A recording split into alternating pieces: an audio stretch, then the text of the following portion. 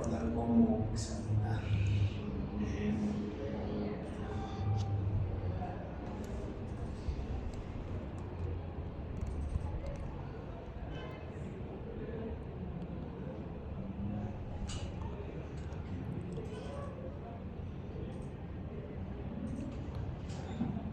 Aquí nos quedamos. Entonces, ya tenemos la dirección longitudinal. Ahora vamos a copiar todo esto.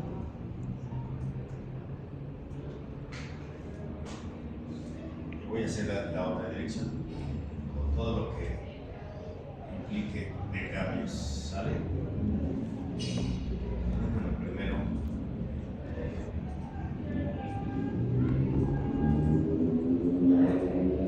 ¿Qué grita ese joven? Churros. Churros.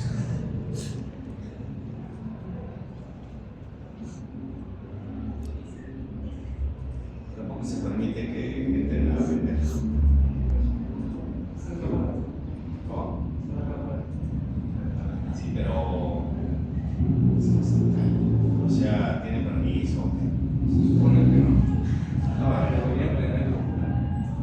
No, eso no tiene permiso. Pero van y les compra, ¿no? Los jóvenes están tremendos.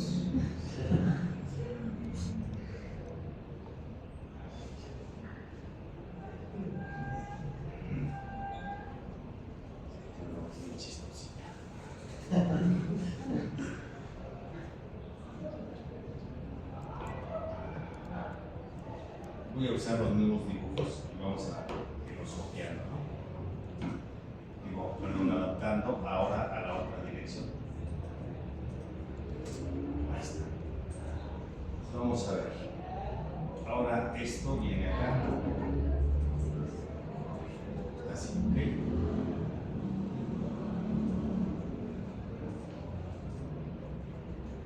Entonces, esta pared, ¿cómo se va a llamar ahora? Exacto.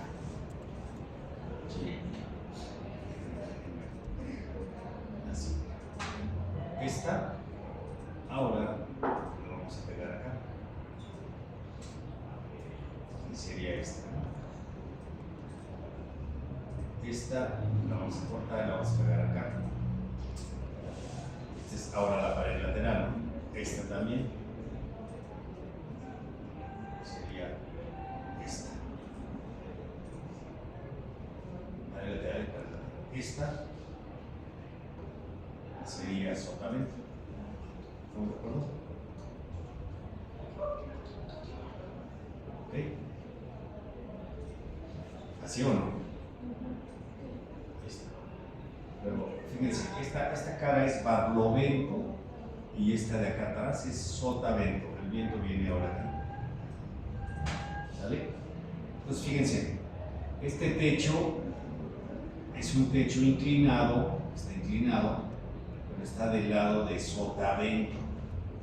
¿Se fijaron? Entonces aquí sí, esto es un techo inclinado, lado de sotavento. Ahí está. Esto es como lo vamos a nombrar. Y este de acá va a ser un techo inclinado,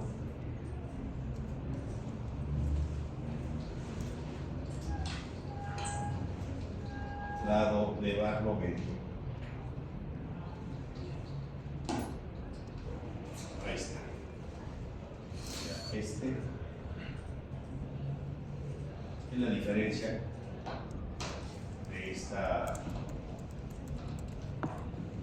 dirección de análisis. ¿Ok? ¿Sí se ve claro? Entonces, barlovento sigue siendo la cara que se opone al viento, sotavento es la posterior, paredes laterales, esas no tienen chiste, ¿no? Pero sí los techos inclinados. Este está del lado de sotavento, este está del lado de barlovento. Vamos a ver qué nos dice. ¿Ok? ¿Sí? ¿Ya copiaron? Todavía no.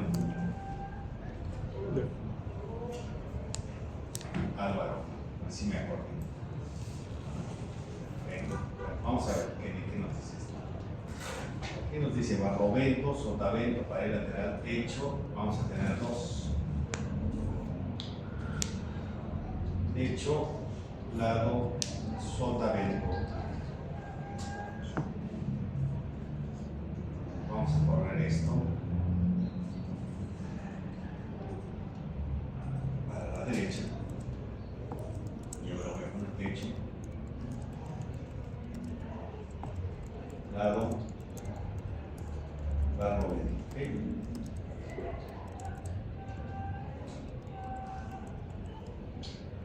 Ahí está. Son las 5 paredes que necesito, ¿no? Entonces aquí están 1, 2, lateral, 3, la de atrás, sotavento 4 y barlovento el techo 5. Ahí está. Entonces vemos aquí la tabla, pared de barlovento 0.8, ¿ok? Luego pared de sotavento menos 0.4, ahí está. Luego paredes laterales menos 0.8, ahí está. Techo inclinado lado de sotavento menos 0.7, menos 0.7, ahí está. ¿Sí se fijaron? Techo inclinado lado de barlovento es función del ángulo θ. Entonces vamos a ver el ángulo θ. Y lo voy a calcular. Voy a poner de este lado, aquí en esta figura. ¿Sí? ¿Se ve, no? Ahí vamos. Ahorita corregimos esto, verificamos que esté bien. Entonces, aquí sería el ángulo. Vamos a ponerle aquí. Inicio. Insertar.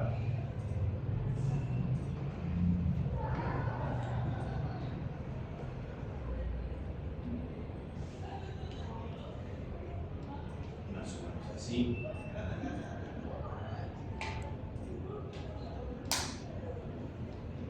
Ahí está.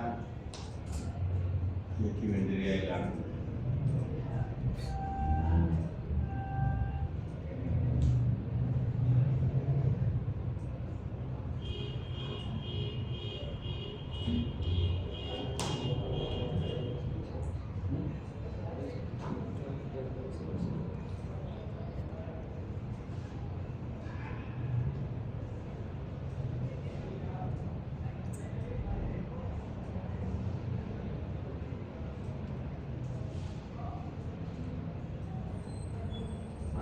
No sé muy bien, pero ahí se entiende que aquí vendría el ángulo θ, ¿no?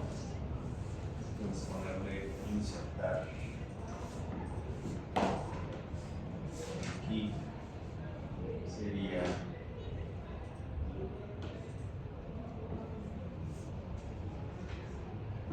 θ.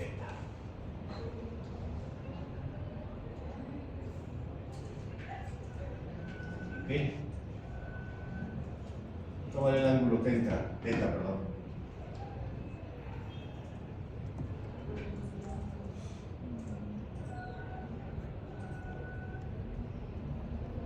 ¿Cuánto vale?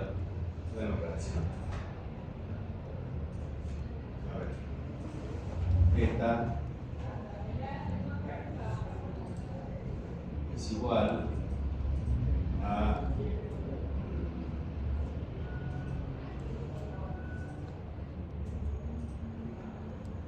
tangente a la menos 1 o ángulo tangente de quién?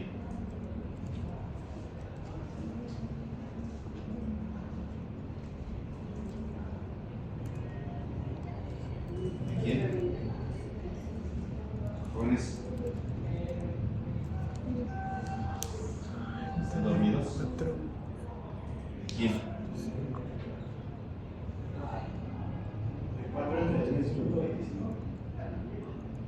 4 entre qué?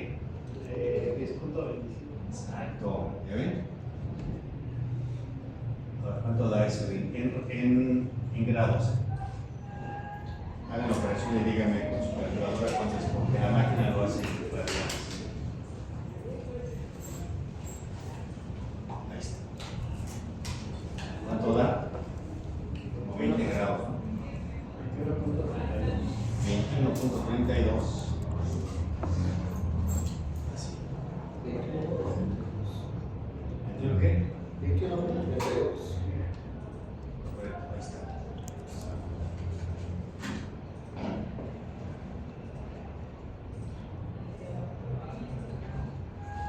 Ahí está. Entonces ya tenemos aquí en mi tablita me dice θ es el ángulo de inclinación del techo en grados. Hay que leer bien lo que nos dice, ¿sí? En grados. ¿Cómo se muestra en la figura? La figura era similar a esto. Ahí está, 21:32. Entonces, ¿cuánto vale θ? Aquí sería cuando el ángulo está entre 20 y 50, que sería este. ¿Sí se alcanza a ver? Está muy chiquito. No, sí, sí. ¿Sí se ve? Sí, bueno, no, sí, un poquito. Más grande. Así, y después lo hago más pequeño porque ya no se ve. No, aquí ya me sale. Ahí ya se ve. Dice, para 0 y 20 vale menos 1. Para 20 y 50 vale esta formulita, 1,05 de θ menos 2. ¿Ok? ¿Sí la vieron? Y vamos a, lo voy a hacer ya más pequeño. Vamos a poner. Y en más lo ven, sería la fórmula.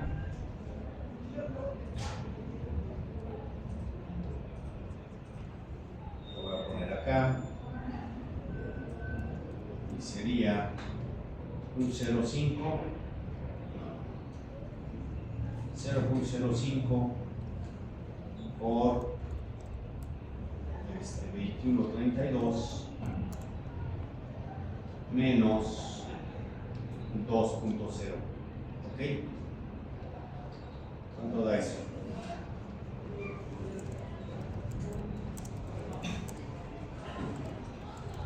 Ganaron con la tópicos. 0,5 por 21:32 menos 2.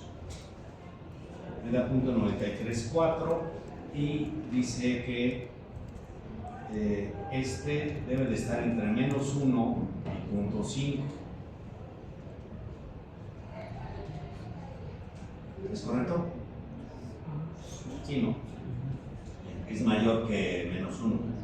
Entonces aquí valdría igual a 0.934. O sea, está entre menos 1 y 0.5. O sea, lo máximo que podemos poner es menos 1. Y lo mínimo sería una fuerza de compresión de 0.5. Aquí está. Una tensión máxima de menos 0.93. Y listo, vamos a aplicar la fórmula. Entonces aquí sería 0.053 por la velocidad al cuadrado sobre este es igual. Vamos a copiar acá. Y ahora vamos a multiplicarla por el centro. Aquí está esta y todas las demás. Estas son iguales, excepto esta. Bueno, estas dos últimas. Lo copiamos hacia abajo y listo. Ahí están mis presiones, ¿ok? ¿Sí? ¿Quedó claro? Bueno, vámonos ahora a esto.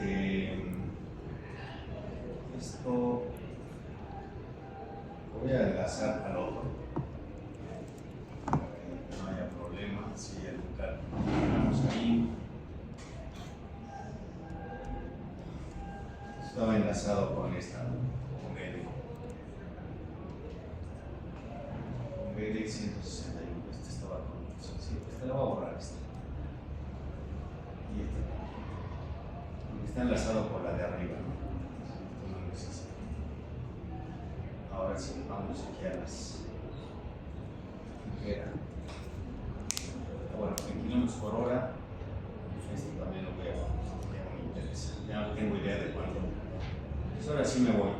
Por ejemplo, en esta cara, ahora sería acá mi cara importante. No lo voy a poner. No lo voy a poner, no va a tardar mucho. Pero aquí, ahora sí, si esto es mi pared lateral, ahora esta sería al revés, ¿no?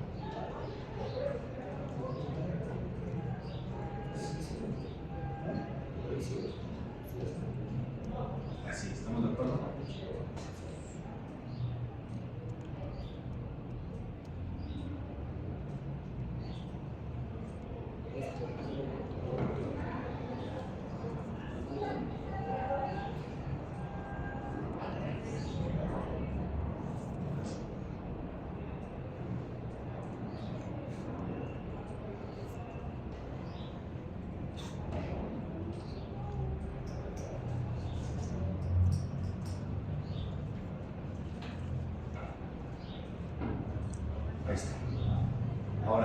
esta sería una succión de la pared lateral, que sería esta de acá, 38, 16. ¿Ok?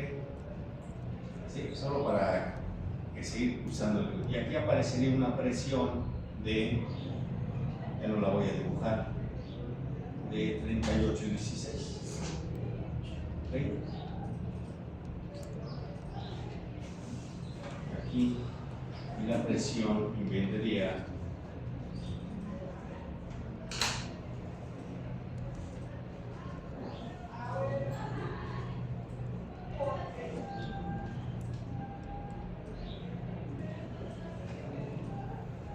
en esta cara, ¿ok? ¿Sí quedó claro? Esa es la diferencia. En esta cara vamos a tener una presión de 38 y en las laterales una de menos 38, 16 hacia afuera. O sea, aquí vendríamos hacia acá, hacia acá, hacia acá y hacia acá. Y en este techo tendríamos 44 y sería igual a 44. Y esto vendría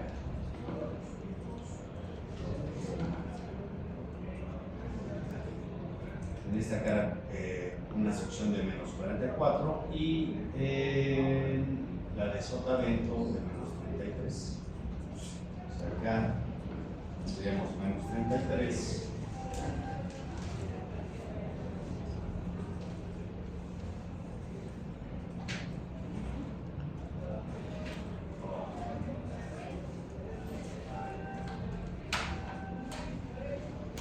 Sobre esta cara, ¿ok? Y ya nada más me falta la sotavento, sería menos 19, esta de acá, la de atrás, ¿ok? ¿Está claro? Ahí estarían las presiones. ¿Sí quedó claro? Vamos a hacer igual las fuerzas de los vientos aire en este y en el de acá. Entonces, aquí, ¿cómo serían las fuerzas? Sería esta para acá. ¿Estamos de acuerdo? Y esta también hacia afuera. ¿Sí? En el marco de A y B. ¿Sí? ¿Estamos de acuerdo? Aquí sería igual a 38 por el área de 41 que tengo aquí. 1564 y acá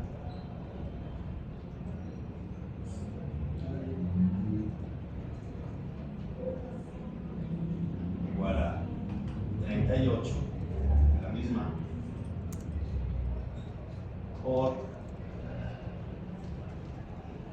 el área tributaria de 41. Pues aquí tenemos que nuestro marco tendrá una fuerza de 1564 por segundo. Si ustedes analizan este marco, seguramente la única que tendría fuerza sería la columna. Pero aquí también dependemos si necesitamos rigidizar. Por ejemplo, si nosotros queremos rigidizar nuestro marco en la dirección longitudinal, porque mis columnas son muy pequeñitas, tendría que poner un contraviento así.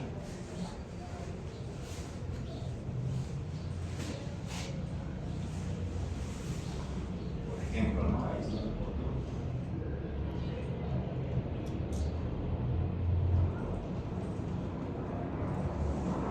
Esto es si mi marco no pasa. Normalmente en una nave industrial hay que hacer esto porque las secciones son muy chiquititas. Si queremos optimizarlo, pues le ayudamos con esto. Y así lo rigidizaremos. Si hiciera falta otro, pues lo ponemos intermedio. ¿Sí? Entonces, esta fuerza la podemos bajar con esta de aquí mismo. ¿Sí? O con esta de acá. En este caso, esta de aquí no trabajaría. Bueno, en este caso sí. Esto está tensando, esta tensaría. Esta está tensando, esta es la que trabajaría. Esta no. ¿Sí? ¿Qué van a ser? Normalmente estos van a ser redondos. Estos conductores van a ser redondos. A menos que ustedes quieran poner un tubo cuadrado. Consideramos que uno va a trabajar en tensión y que el otro en conversión. Sin embargo, tendríamos el problema del cruce aquí. O sea, teníamos que ya sea pasar uno encima del otro o soldar uno en el otro, entonces ahí se complica la cosa. Se complica porque, aunque no queramos, va a trabajar uno algo en compresión, su participación no va a ser tan grande porque está muy largo, la expertise es muy grande. Entonces, normalmente lo que vamos a hacer es colocar redondos para que estos trabajen a tensión. Ese redondo, cuando ustedes lo compriman, si ustedes voltean la fuerza hacia la derecha, ¿qué es lo que va a pasar? Que va a empujar al redondo, y al redondo, como no tiene capacidad de tomar fuerza de compresión, pues se va a bandear y no va a trabajar. Entonces, ¿qué trabaja? Es el otro. ¿Sí quedó claro? Pues imagínense, toman una varilla, un tubo de lo que ustedes quieran redondo, apliquen una pequeña fuerza arriba de compresión y se dobla. Si ustedes lo estiran, soporta más. ¿Vale? Pues aquí ya quedó la fuerza de los marcos ahí. Vámonos al marco del 2 al 6, los interiores, estos. Ahora, el techo tiene succión, tiene succión. Esta pared tiene presión y la otra succión. Entonces vamos a pensar que esta pared sería barlovento, que sería esto. Entonces esto vendría así.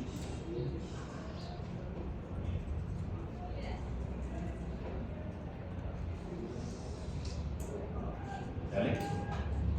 Sería barlovento, sotavento y los techos inclinados. El techo inclinado, lado de barlovento, aquí vamos a ponerle barlovento para que se quede bien orientado.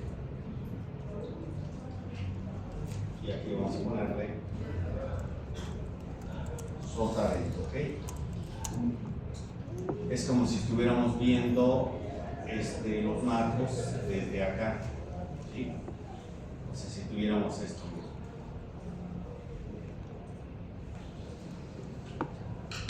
¿Sí?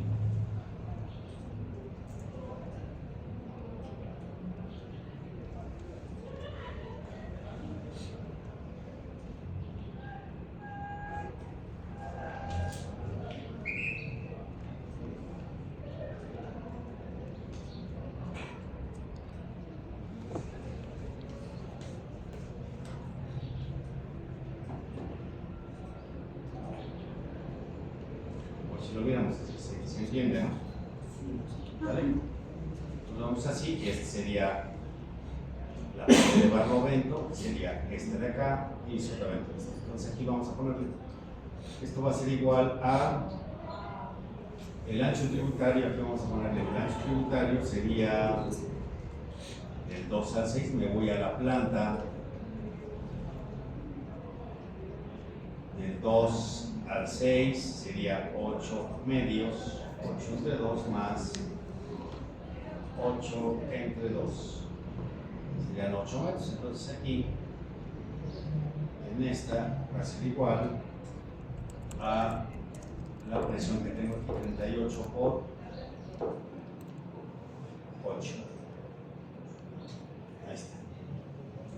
Acá, en el sotavento, tendría succión, esta no la puse, le vamos a dar 1908 por 8, ahí está, 152. Luego el techo inclinado del lado de barlovento sería el techo inclinado del lado de barlovento 45 por 8, ahí está. Y la última, el techo inclinado al lado del sotavento, sería esta, 33 por 8. Ya están todos. ¿Sí se fijaron? Así serían las fuerzas en el marco 2 al 6. Entonces, nótese que aquí sí me van a provocar fuerzas que van a mover al marco. ¿Sí quedó claro? La última, el marco 1 al 7, que sería igual su área tributaria, igual a que ya teníamos acá la copia. A este, 425. A este. Vamos a hacerlo, estas están mal, acuérdense. La primera, barlovento, que sería 38,16 por 4.25. Ahí está. Esta es la primera. Sotavento, que sería 19. Esta, sotavento, aquí dice, por 4.25. Luego, pared de barlovento, techo inclinado, perdón, lado de barlovento, 44.55 por 4.25. Ahí está. Y la última, el otro techo inclinado, 33.39 por 4.25. Y listo. Ahí está nuestras fuerzas para analizar nuestro marco. ¿Quedó claro? ¿Sí? ¿Alguna duda? Entonces hasta aquí vamos a terminar lo que sería el viento. Solamente vamos a ver esto. Ya ustedes si quieren profundizar, métanse a ya sea la CFE o a esta de la Ciudad de México y pueden revisar otras condiciones. ¿Ok? Sí. Lo que seguiría aquí es hacer un análisis de desplazamientos. Ya hacer el análisis estructural, o sea, ahí, así como generamos el estado de carga de sismo y viento, le meteríamos viento en X, viento en Y. Y meten las fuerzas. En el caso, por ejemplo, déjenme guardar el edificio. Pues meterían estas fuerzas, ¿no? En las unidades correspondientes, son kilogramos, por decir. En toneladas, meten las fuerzas aquí y acá y analizan por viento en X y viento en Y. ¿Ok? Para nuestro caso, pues no va a regir esto. Pueden ustedes inclusive diseñarlo ya con el viento, pero no rige. Entonces va a regir el sismo. ¿Ok? Pero sí pueden introducir. En el caso, por ejemplo, de la Ciudad de México, si ustedes van a diseñar en Cancún, en algunas zonas puede ser que sí rija el viento, porque los coeficientes sísmicos allá son bien bajos. Como son pequeños, pues no pinta, pero como si van a hacer una estructura de concreto, pues seguramente va a ser más alto el sismo que el viento, así sea el coeficiente pequeño. Entonces el viento no va a regir. ¿Okay? Pero aún así ahí hay que hacerlo, sobre todo en edificios altos, ¿no? Hay que ver cómo se comporta el viento comparado con el sismo. ¿De acuerdo? Entonces aquí terminamos esto. Y, por ejemplo, vamos a ver, si yo quisiera diseñar una barda, hago lo mismo, por ejemplo una barda, ¿no? Una barda. A ver, ¿qué coeficientes usarían ustedes con lo que acabamos de ver? Por ejemplo, una barda.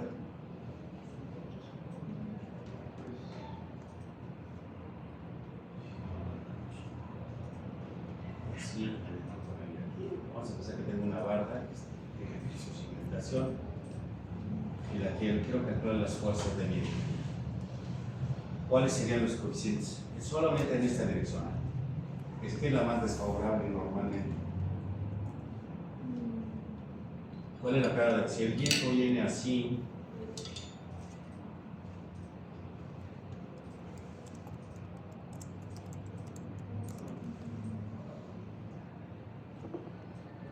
si les digo calculen el momento en la barra, ¿cómo calcularían con lo que hemos visto la presión del viento? ¿Cómo? ¿Cuál es la pared de barlovento? ¿Tiene o no? ¿Cuál sería por definición? ¿Cuál es la pared de barlovento? ¿La que qué? La que le pega directamente. O sea, aquí está pared de barlovento. ¿Tiene pared de sotavento? Sí, no. O no. Entonces está. Entonces, si quisiera, les pregunto, ¿cuál es la fuerza del viento que aparecería aquí? Podría ser una presión. Así. Y acá, ¿qué aparece? Una succión. O sea, a ver si puedo.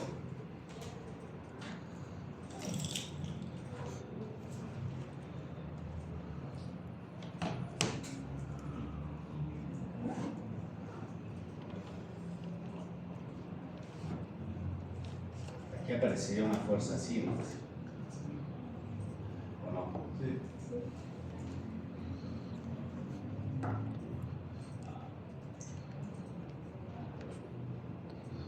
Y acá también.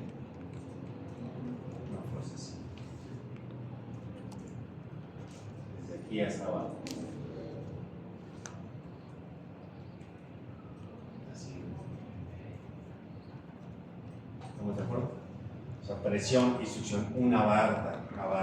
Entonces, con esto pues ya podemos resolver el problema. Entonces, aquí, si no les doy otro dato, ¿cuál sería el coeficiente de presión aquí? Pues me voy a la tabla. En la tabla está aquí. Pared de barlovento 0.8, pared de sotavento 0.4. Coeficiente, digamos, total sería 0.8 más 0.4, 1.2. ¿Se fijan? El 1.2 ya incluye la presión y la succión. Entonces, si ustedes lo observan en la norma, les va a decir que el coeficiente de presión va a ser 1.2. ¿Sale? ¿Pero claro? Bueno, listo, ya con esto cerramos y me voy a la última parte. De una vez, aprovechando que es 1 hora. Guardarlo. Y listo. Voy a buscar aquí. Ya lo tengo. Pero también ya lo deben de tener ustedes en el drive. Me falta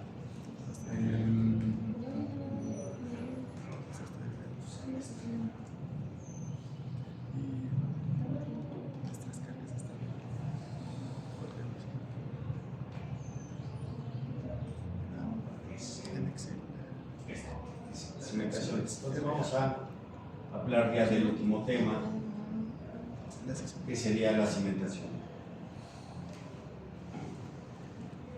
Yo creo que nosotros estaremos terminando la próxima semana, como por el miércoles. Entonces el viernes, ahí muere. Y la otra semana, ahí muere. Ya me cansé. Entonces, no, es que el otro viernes, el otro ya no hay clase, ¿no? Este sí hay clase, el lunes. O sea, yo creo que terminamos el lunes. Si hubiera alguna duda, el viernes nos veríamos, pero si no, pues ya se pueden ir a descansar. Ahora sí vinieron más. Ya se acerca, ahora sí, el último examen. No se preocupen, solo algunos van a pasar. Bueno, miren, los que estuvieron aparecidos en todo el curso seguramente pasarán. Los que no, ya saben que no van a pasar. Más o menos así están las. Bueno, miren, vamos a hablar de esto y voy a aplicar el diseño de la cimentación al edificio que estamos haciendo. Como no puedo hacerlo en el SAP, lo voy a hacer en el Excel. Voy a sacar los resultados del programa. Les voy a decir cómo ustedes los van a sacar, y ya en la hoja del Excel vamos a ir combinando para proponer una cimentación. Los datos de suelo los voy a inventar, evidentemente ahí necesitamos un estudio de mecánica, pero no importa, el procedimiento es exactamente el mismo. Entonces, dice aquí los suelos y rocas son un componente. Estas presentaciones que les pongo es para que las lean, no para que las tengan ahí almacenadas.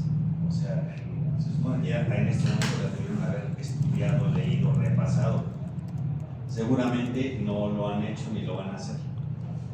Entonces, para que realmente aprovechen esto. Y acuérdense que de aquí ya este es último semestre, les falta otro. Les falta uno nada más. Este y otro. Este y otro, ¿no? Debe ser este y otro. Bueno, que les haga falta. Están a medio paso ya de salida a la vida profesional, y recordar que con esto no es suficiente. O sea, sobre todo la ingeniería ha avanzado muchísimo, entonces necesitan meterse a estudiar un poco más. ¿Cuál es la diferencia de que estudien una especialidad o una maestría en el área que ustedes quieran? Que van a adquirir un poquito más de conocimiento, y cuando se metan a trabajar va a ser más fácil que se incorporen. Si ustedes empiezan a trabajar ya desde ahorita en las áreas de ingeniería, me refiero. Lo que va a pasar es que si no estudian más, sí van a llegar a aprender, pero se van a tardar más, no van a ganar bien en muchos años hasta que ya alcancen un nivel de que pueden hacer algo. Esa es la realidad. Entonces necesitan tener claro que a fuerza, ya sea en la universidad que estudien una especialidad o una maestría, eso les va a dar beneficio. Acuérdense también que la universidad es gratuita, entonces la maestría sigue siendo gratuita, entonces aprovechen eso. De lo contrario, van a tenerse que meter a cursos que se dan en sociedades técnicas y esas cuestan. ¿Sí? También lo pueden hacer, va a ser a lo mejor menos presionante para ustedes. Pero lo que sí es un hecho es que ya desde hace muchos años el ingeniero que sale no tiene el nivel de lo que se vive en la actualidad. Así como los médicos, que los médicos los mandan a hospitales en los últimos semestres para que aprendan y ahí hacen su especialidad y ya pueden, cuando terminan ya ejercer. Así deberían ser ustedes, o sea, si metieron a trabajar en algún lado para que aprendieran o meterse a hacer una especialidad. O sea, ya en este momento no está tan sencillo. Y la otra que ustedes van a tener es la competencia. Están viniendo muchos extranjeros. Los extranjeros no están preparados, les van a quitar la chamba. Pues esa competencia, además de los propios que salen de otras universidades, están igual de mal preparados. O sea, de Riveros, del TEC, de todos ellos salen al mismo nivel. La única diferencia es que ellos pagaron mucho, ustedes no. Pero los que vienen del extranjero pues, vienen bastante bien preparados. La ventaja es que no saben diseñar por sí mismos. Eso es una gran ventaja. Entonces ahí van ustedes a tener que prepararse para que no se les olvide y no crean que ya acabaron y ya se me olvidó. ¿No? Fíjense, se pueden quedar así con el nivel de licenciatura, si no digo que no, pero se van a tardar más en desarrollar experiencia y todo eso. Entonces, a lo mejor en unos 5 años ya tienen experiencia, pero con otro jaloncito que estudien van a estar mucho mejor. Para que no crean que aquí se acabó, lo que ya está por terminar. ¿Vale? Bueno, entonces miren, bueno, esto iba porque tienen que estudiar todo lo que uno les da y no nada más es eso. Hay muchas cosas que deben estudiar. No quisiera que el alumno estudiara todo, pues es imposible porque tienen, ¿cuántas materias llevan? 20, ¿no? Bueno, 20, llevan 2, pero parecen como 20. Entonces, el chiste es de que todas se estudian, no es imposible, ¿no? Cuando sale uno, sale con unos conocimientos generales, pero muy mal preparado, entonces pues, hay que ponerse abusados. Bueno, miren, con calma ustedes van a leer esto, no lo voy a leer. Dice, esta lámina está así, dice, cuando no se dan las condiciones ingenieriles pertinentes a la combinación armoniosa suelo, cimentación, superestructura, suelen ocurrir daños serios como costosos ante sismos intensos. Esto va enfocado al problema que tenemos en México, que es la sismicidad. ¿Qué quiere decir esto? Si nosotros no tenemos buena información del estudio de mecánica de suelos, lo que estamos haciendo nosotros, pues evidentemente no vamos a obtener un resultado satisfactorio para el diseño o el uso del edificio que estamos proyectando. Entonces hay que tener mucho cuidado con esto, ¿no? Entonces debemos de hacerle caso al especialista en suelo y diseñar perfectamente bien lo que nos corresponde. Nosotros, como tal, nos toca diseñar todo, la cimentación, la superestructura, y al especialista de suelos decirnos los hundimientos, la capacidad de carga del suelo, todo lo que debemos de considerar para que podamos hacer una estructura adecuada. Aquí vemos la problemática que ya comenté. Cuando empezamos nuestro edificio no sabemos qué tipo de cimentación va a tener. El estudio de mecánica de suelos depende de la información que nosotros le demos, de las cargas sobre todo. Si las cargas son muy pequeñas, nos va a proponer cierto tipo de cimentación, si son más grandes otra, ¿no? También depende de las condiciones del suelo. Entonces, en función de las cargas, él les va a decir, usen este tipo de cimentación o usen esta otra. Y ya ustedes van a decidir, por ejemplo, aquí en su modelo, el modelo, acuérdense que nosotros lo supusimos que está naciendo desde el terreno hacia arriba, y ahí suponemos que está empotrado o que está articulado. En nuestro caso, supusimos que está empotrado. Lo único que tendríamos que lograr es empotrar con la cimentación la estructura para que todo lo que hicimos sea correcto. Si hacemos eso, nuestra estructura va a estar bien. Aquí podemos ver en la dirección Y, podemos decir que la zapata, como es una zapata corrida que le da rigidez a las columnas, pudiéramos decir que va a ser suficiente para empotrar al edificio. Pero en la otra dirección no. En otra dirección, si considero solamente la rigidez de la zapata, seguramente no voy a estar en una condición de articulación, porque para que esté el edificio en una condición de articulación necesito dejar un perno para que pueda girar la columna. Solamente ese sería el caso de la articulación como esa que se ve ahí, es decir, cero momento. Sin embargo, el suelo va a aportar cierta rigidez en la zapata para tener un pequeño momento, pero no va a ser ni articulado ni va a ser empotrado en esta condición. Es una condición intermedia, ¿vale?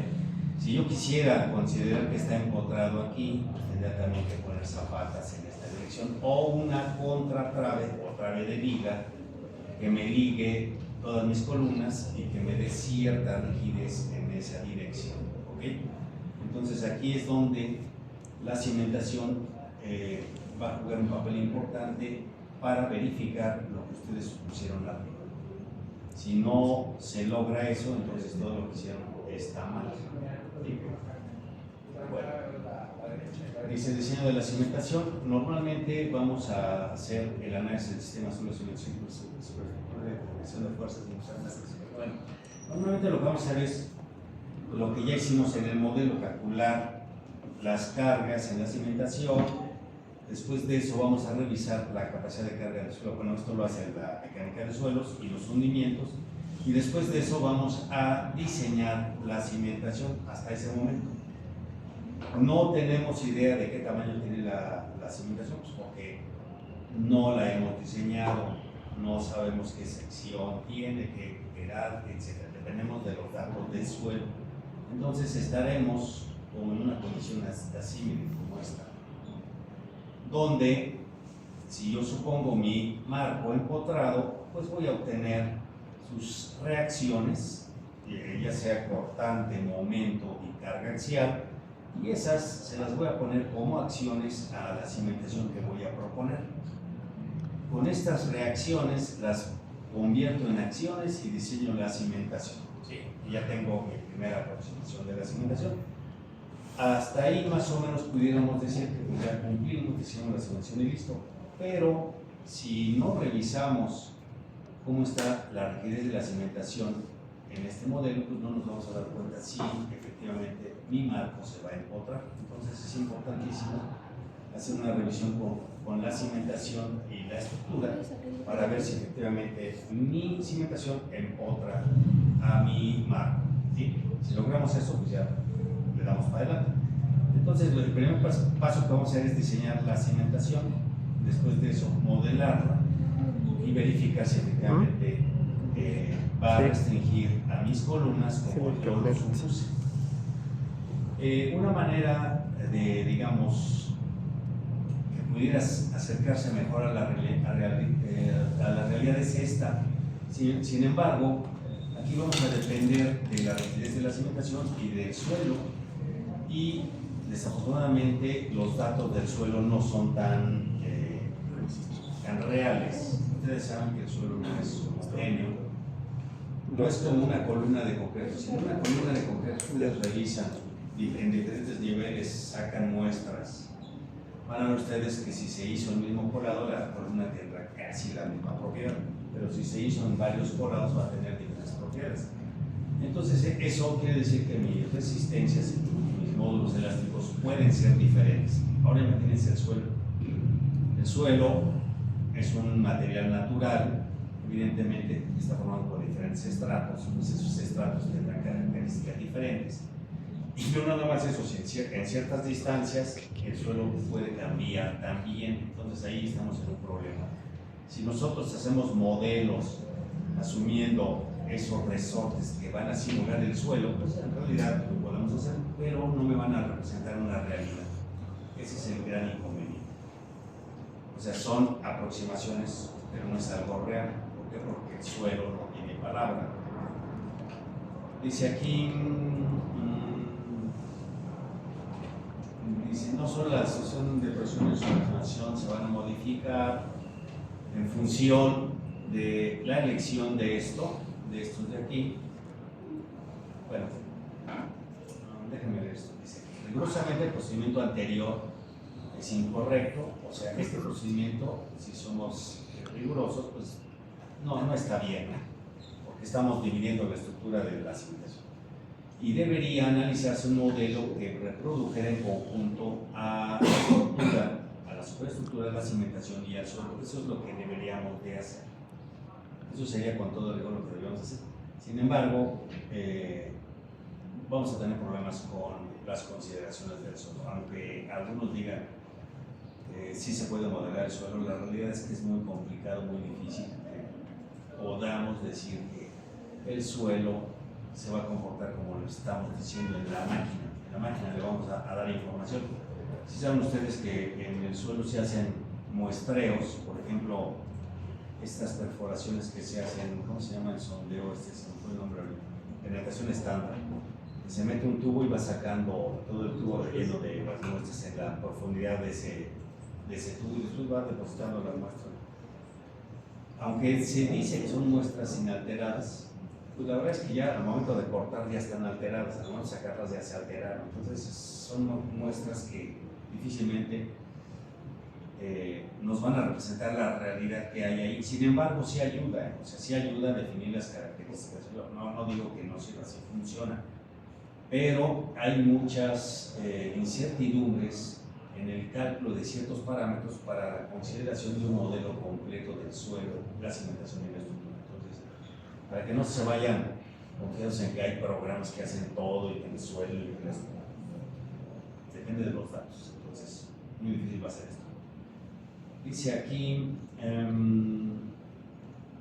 bueno, entonces dice, el procedimiento usual de analizar la estructura de manera independiente y analizar la cimentación con otro sistema aplicando las cargas del primero es aceptable si no se producen desplazamientos importantes que modifiquen las solicitaciones en la estructura, es decir, si no tenemos hundimientos diferenciales podemos hacer ese procedimiento. De hecho, eso es lo que se hace, o sea, el procedimiento que vamos a hacer es conseguir las reacciones, aplicarlas en acciones y diseñar la cimentación con esas acciones. Así es como lo vamos a hacer. No hay de otra.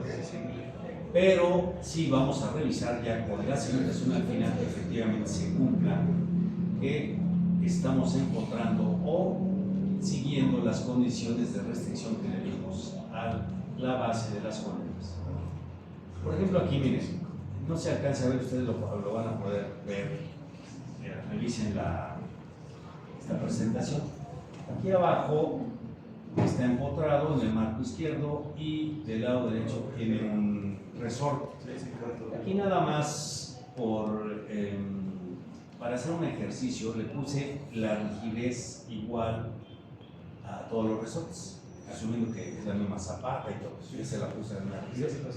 Y lo que hace el programa, lo estoy analizando con el programa SAP, es que las reacciones en la figura izquierda me da más o menos las reacciones correspondientes a una bajada de área tributaria, que sería lo razonable. O sea, una bajada de área tributaria que me está diciendo que el tablero, por ejemplo, la mitad se va para allá y la mitad para acá, una parte para allá y otra para acá. Eso es lo lógico. Sin embargo, si yo lo modelo con resortitos, resulta que como le di el mismo resorte, casi me da la misma reacción, casi. Aquí me da 56 y acá me da 52. O sea, casi está obligando que las reacciones sean iguales. Sin embargo, aquí me da 70 y aquí 35. Es más razonable. Esto sería lo lógico en la figura de la izquierda. No, o sea, ahí no se ve nada, pero esto la revisan. Entonces quiere decir que los datos que yo le estoy dando a los resortes están obligando al programa, porque el programa es matemático, resuelve en función de los datos que ustedes le den, lo resuelve y obliga a que todo coincida con el valor del resorte que le estoy dando. Entonces, lo que quería mostrarles es que si yo me equivoco en esos resortes, pues mi estructura me va a dar resultados que no son reales o que no son acordes a la realidad. Entonces ahí, con esa suposición de resortes, pues ya estoy mal. O sea, usar un modelo con resortes no está claro y nos puede generar problemas. Bueno, y aquí, bueno, no sé si se ve algo, pero esta figura, si ustedes la revisan, nos muestra los momentos por carga vertical, que en el lado izquierdo son los que esperaríamos y en el lado derecho cambian bruscamente por el efecto de ese valor de resorte que le di.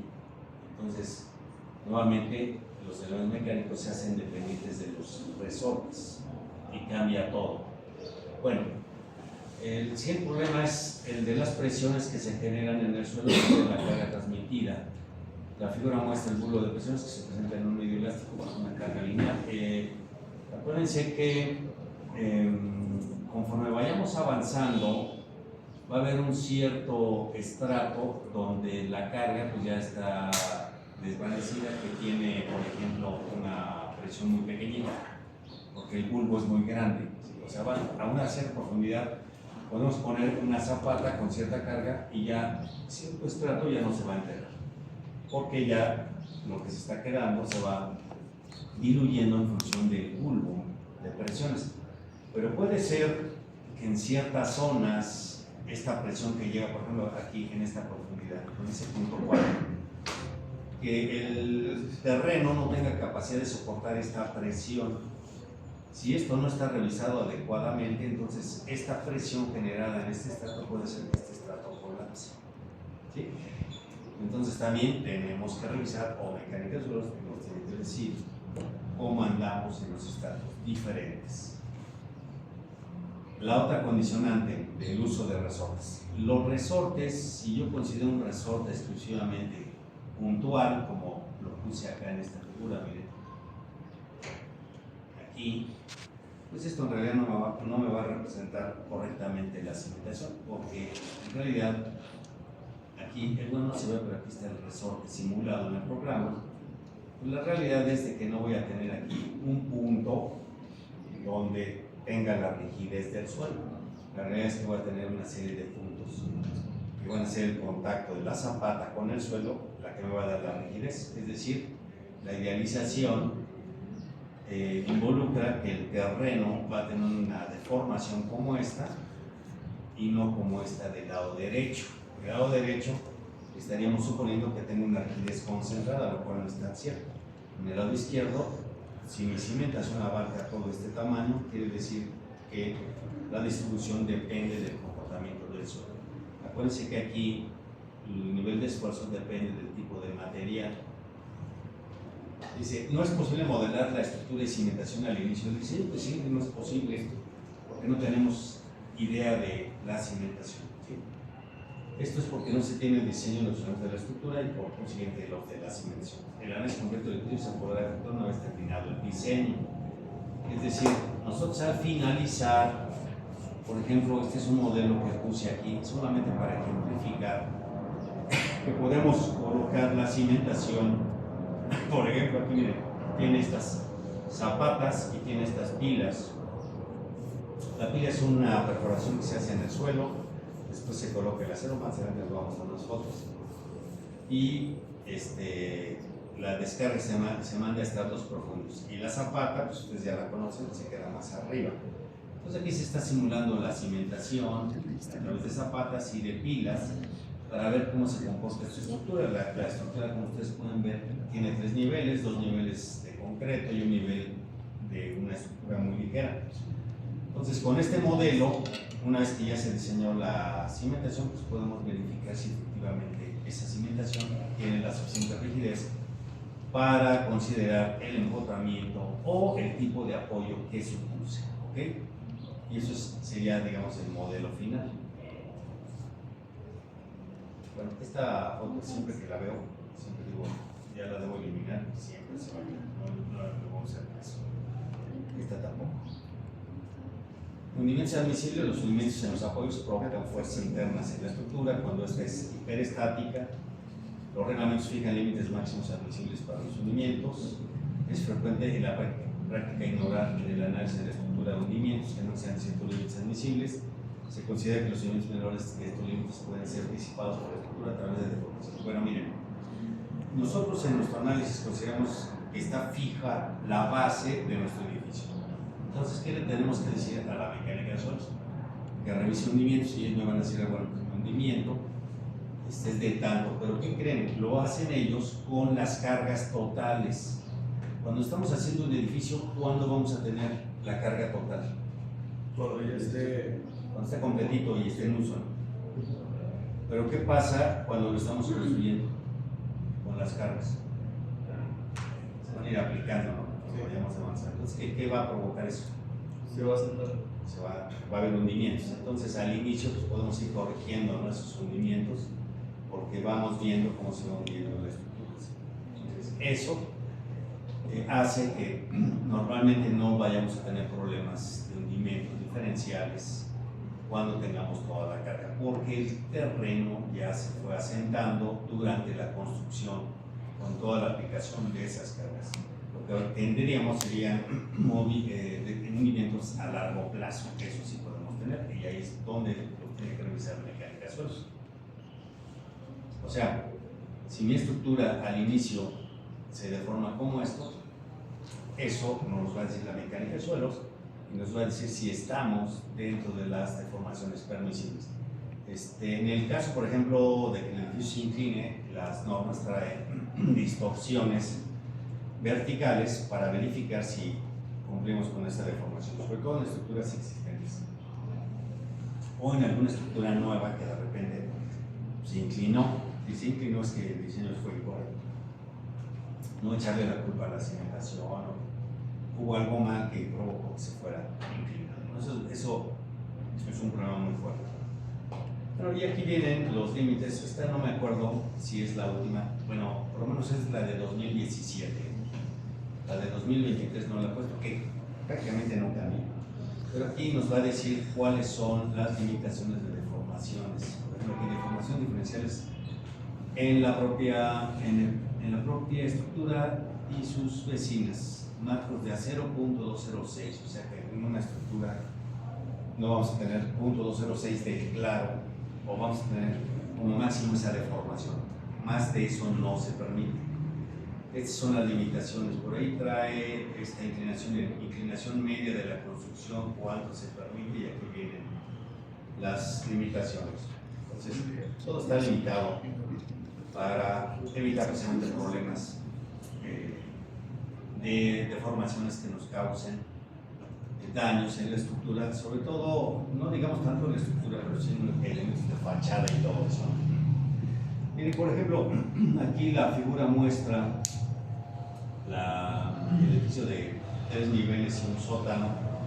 Pensemos que si hay construcción nueva, cuando la estamos haciendo, lo que se debe de hacer inicialmente es hacer un levantamiento de las construcciones vecinas, y si se puede hacer de manera que podamos hacerlas notariadas, es decir, llevar un notario que dé fe a que las construcciones se encuentran en el estado que estamos diciendo. Eso va a ayudar a que si la estructura genera daños, pues entonces le va a ayudar tanto al inquilino, al propietario, como al dueño de la obra nueva a que repare estas cuestiones, o que diga esos daños ya existían antes y pues no tengo obligación de repararlos. Entonces se pueden encontrar, por ejemplo, con una estructura como esta, que ustedes le toman fotografías y ya está dañada como se ve aquí. Entonces en ese momento los dictámenes sirven para ver si la estructura ya estaba así o no tenía esos daños. Entonces, entre más fotografías tenga, pues mucho mejor. Si no está dañada, entonces hay que cuidar mucho el procedimiento de excavación para que se eviten esos daños. ¿Okay? Estos procesos sí nos pueden generar dolores de cabeza con los vecinos y hay que tener mucho cuidado con eso. Bueno, los tipos de cimentación más o menos utilizados en todos los países son estos. Bueno, aunque ya el de piedra antes se usaba mucho en cualquier lugar de la República Mexicana, pero ahora ya se ha visto que en suelos blancos esto no sirve, esta tecnología no tiene esa rigidez suficiente como para si se hunde, pues que todo se vaya rígidamente, no tiene capacidad, porque piensa que la piedra se van haciendo por bloques pegados con un cemento, con un mortero, entonces pues no es una sola pieza y por lo tanto va a tener problemas. Esta sí la usamos en suelos muy malos. La siguiente sería una zapata que puede ser aislada o corrida, después un cajón que va a tener una losa de fondo y una losa tapa. Después este cajón, conforme vayamos perdiendo capacidad del suelo de carga, pues nos vamos a ir metiendo a cimentaciones más complicadas. Pues por ejemplo, si tengo una carga que el suelo no lo soporta, pues seguramente voy a tener que meter una losa de cimentación. La siguiente, que sería una cimentación compensada, es meter un cajón que va a compensar el peso que le voy a mandar al suelo con la estructura nueva más la cimentación. Es decir, todo lo que le vaya a meter al suelo, voy a decir que si el terreno que saco es igual a la carga nueva que voy a poner incluyendo la cimentación, estoy diciendo que la estructura va a ser totalmente compensada. Es decir, el peso del terreno va a ser igual al peso que meta de la estructura de cimentación. Entonces ahí pues quedaría parejito y diríamos que el suelo pues va a trabajar bien, que no se va a alterar. Es un poquito hipotético, aunque ha funcionado bastante bien. La realidad es que a veces podemos tener cambios importantes porque la construcción no se hace de inmediato. Entonces, si ustedes hicieran el cajón y meten el edificio completito de inmediato, pues sí, quedaría igual. Hay unos pequeños cambios, sin embargo, el concepto ayuda. Si mi carga que voy a meter es menor de lo que voy a excavar, entonces ahí lo que puedo tener es que mi estructura se vaya para arriba, que tengamos una presión hacia arriba por el efecto de sacar tanto material. Y la última es una estructura donde compensemos solamente una parte del peso que vamos a meter. Eso me puede ayudar a disminuir las presiones en el suelo. ¿Okay? Sin embargo, el diseño de la losa de fondo se debe hacer con toda la carga. A lo que me refiero aquí es que el suelo le quito peso. Imagínense que tiene un peso, se lo quito y pongo la estructura. Si esa estructura pesa igual que el peso que le quité del terreno, pues queda perfecto. Si no, pues deberemos revisar la capacidad de carga de suelo que tenga con esa diferencia de peso. La siguiente cimentación va a ser cimentación resuelta con pilotes de punta. Estos pilotes de punta son muy efectivos, la carga la van a mandar prácticamente por el apoyo en la punta. Sin embargo, el problema que se tiene es que el terreno en la Ciudad de México se hunde considerablemente al año alrededor de 20 centímetros. Eso, la tendencia va disminuyendo. Pero imagínense 20 centímetros por año, en 10 años ya son 2 metros. Eso se puede reflejar en muchos edificios del centro. Ustedes pueden ver que los edificios el terreno se veía muy mal, el edificio que se ve por arriba. Y hay otros edificios que tienen este tipo de cimentación donde se ve ya elevado el edificio. Entonces, ese es el problema o el inconveniente de este tipo de solución. El siguiente, que sería pilotes de fricción, se ha usado mucho para compensar los hundimientos de los terrenos. Entonces, esto puede ser una solución mucho mejor que esta para cosas de carga vertical, porque se va a ir bajando conforme el terreno se vaya hundiendo. Entonces, aquí no voy a tener el problema de que se me va a quedar arriba la estructura. Luego hay otros pilotes que estos, a mí no me ha tocado ver ninguno, pero que se llaman pilotes de punta penetrante, que quiere decir que se les deja una columna o viga metálica con una punta para que, bueno, y se hace una perforación previa a la capa, para que cuando penetre pueda abrir esa capa dura y seguir penetrando. Esto se va a hacer cuando el espesor de la capa dura no sea muy grande. Si se puede lograr eso, pues la estructura va a pasar.